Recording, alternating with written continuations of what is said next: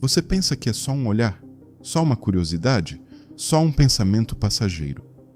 Mas é assim que começa. O que parece leve se transforma em peso. O que parece pequeno cresce e toma proporções que você não consegue mais controlar. A luxúria não grita, ela sussurra, ela não invade, ela se insinua. Primeiro pelos olhos, depois pela mente. E quando você menos espera, ela tomou conta do coração. A luxúria não é só um pecado, é uma prisão. Ela te promete satisfação, mas entrega vazio. Te oferece prazer, mas te rouba a paz. Quantos homens começaram com um simples deslize e acabaram perdendo tudo? Grandes homens, homens inteligentes, respeitados, bem-sucedidos. Todos caíram não porque eram fracos, mas porque subestimaram o que estavam enfrentando. A luxúria não só destrói o homem, ela destrói o que está ao redor dele. Arruína seu casamento, corrói sua família, envenena sua alma. Ela cega para a mulher que Deus deu como presente. Cega para o valor dela, para a beleza dela, para a missão que ela carrega ao seu lado. Um homem dominado pela luxúria não enxerga a esposa como uma parceira, mas como uma obrigação. Não a honra, não a protege, não a admira. Vê nela apenas o que o corpo mostra e nunca o que a alma carrega. E quando isso acontece, ele começa a se perder. Começa a buscar fora o que já tinha dentro. Começa a trocar propósito por prazer, aliança por aparência, eternidade por momentos. E ele acredita que ninguém está sendo afetado além dele mesmo, mas está. Porque um pai que não controla os olhos cria filhos que não controlam os impulsos. Um marido distraído por outras mulheres ensina às filhas que os homens não são dignos de confiança. Um líder que vive preso à carne jamais conseguirá conduzir sua casa no espírito. A luxúria não destrói apenas a si mesma, ela arrasta junto os que mais te amam.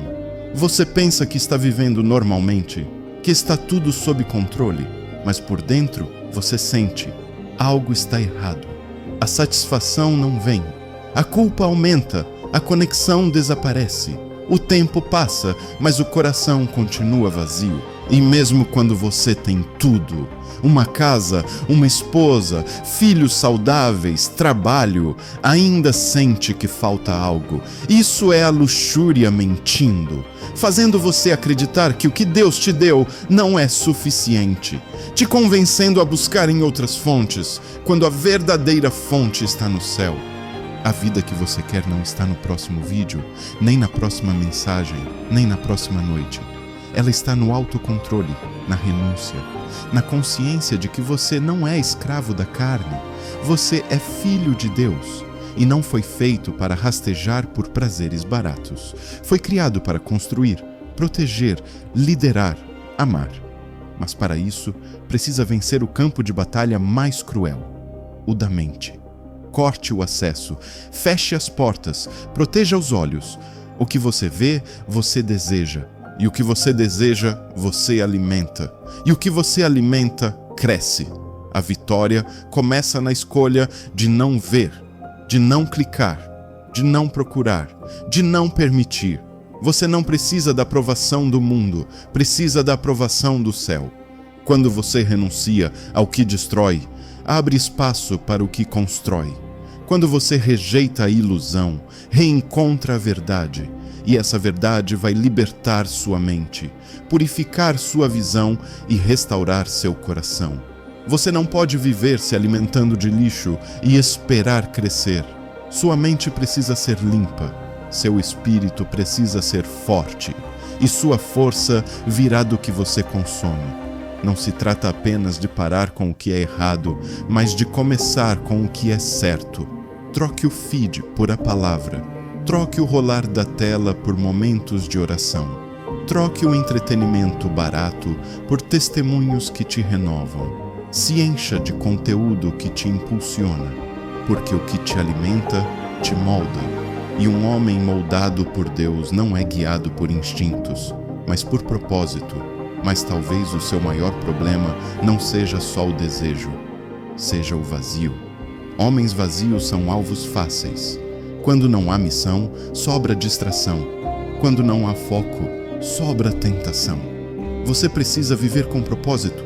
Mexa-se, treine, estude, sirva, trabalhe, crie, construa. Cerque-se de homens que te desafiam a crescer.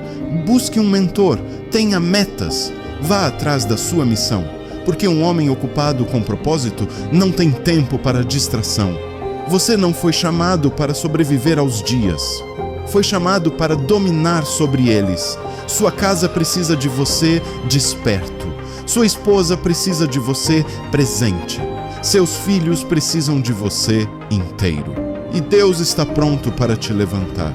Mas Ele não pode levantar um homem que ainda está abraçando as correntes. Solte-as. Rejeite a vida rasa.